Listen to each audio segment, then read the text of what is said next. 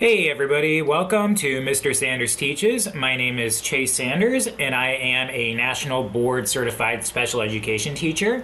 And on this channel, I post videos for both students and educators.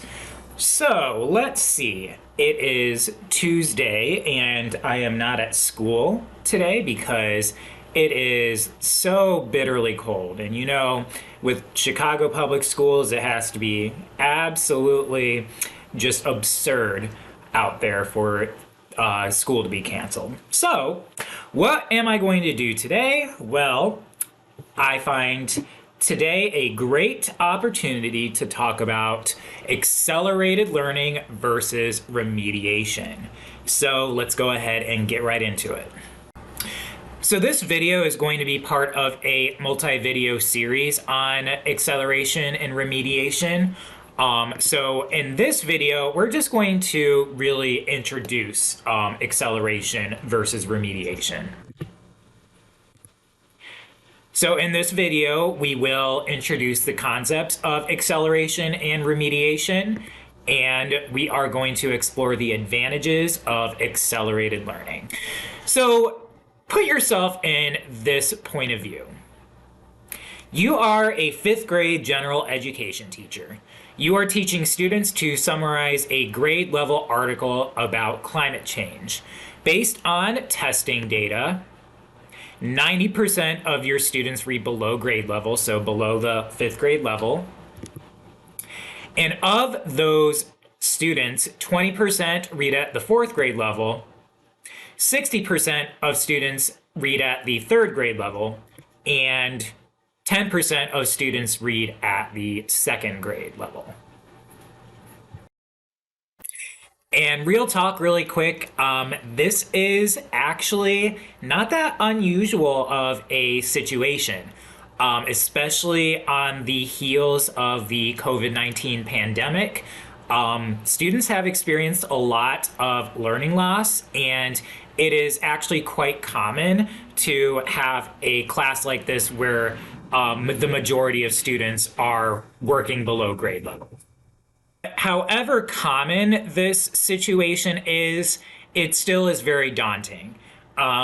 Educators across the country deal with having to teach grade level content to students well below grade level, and that is a difficult situation that a lot of us have to deal with. So 2 solutions to this problem is A, you can meet students where they are.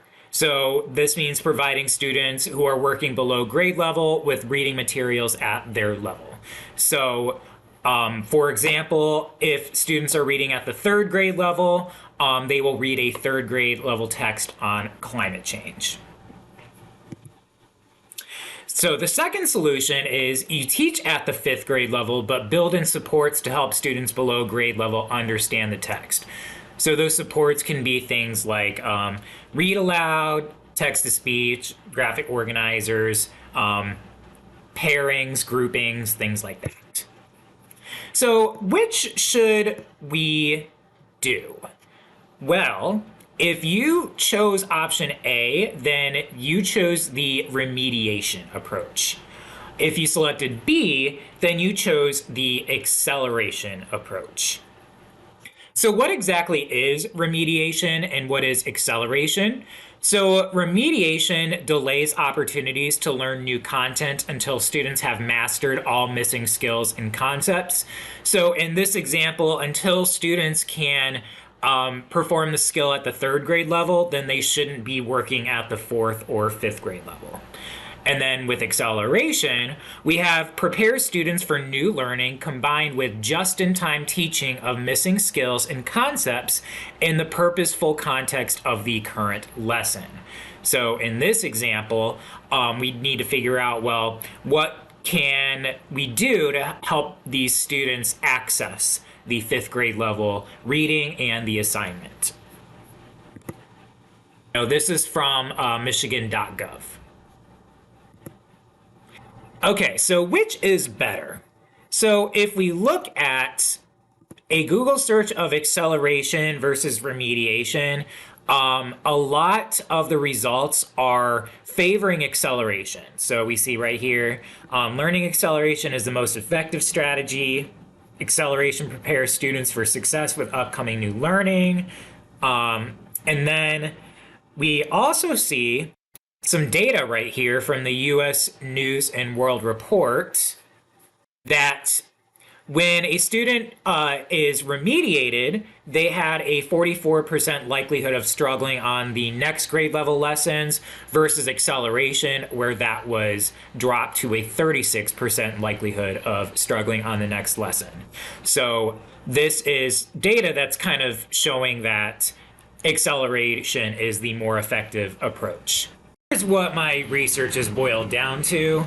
Remediation is ineffective because if we always teach students below grade level, they will remain below grade level. So if we're in 5th grade and we are teaching students at the 3rd grade level, can we really expect them to move past the 3rd grade level? Not really. On the other hand, acceleration is more effective at catching students up because they're able to engage in and participate with the challenging grade level material with the help of just-in-time and planned supports, which we will go over in the next video. So we know that we should accelerate learning. That's what all the data and evidence is suggesting, but how do we do that? Hate to leave you with a cliffhanger, but that is what we will talk about in the next video. All right, that is it for today's video. I hope you enjoyed it and learned a little something, and I will see you in the next one. Take care.